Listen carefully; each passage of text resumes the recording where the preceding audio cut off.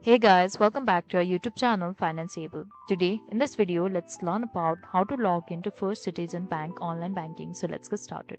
At first, let's get into any browser and search for First Citizens Bank. Click on this first website over here.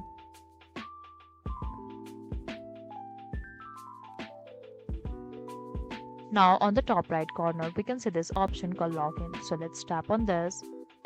Now choose the login type and let's go for First Citizens Digital Banking for now, and you can choose any and enter your ID number here and enter the password. Once you are done, simply click on login, and if you have forgotten the password, click on password, and if you have forgotten ID, let's go for this one and simply click on login after you are done with all of this. And if it is your first time logging in, click on first time login.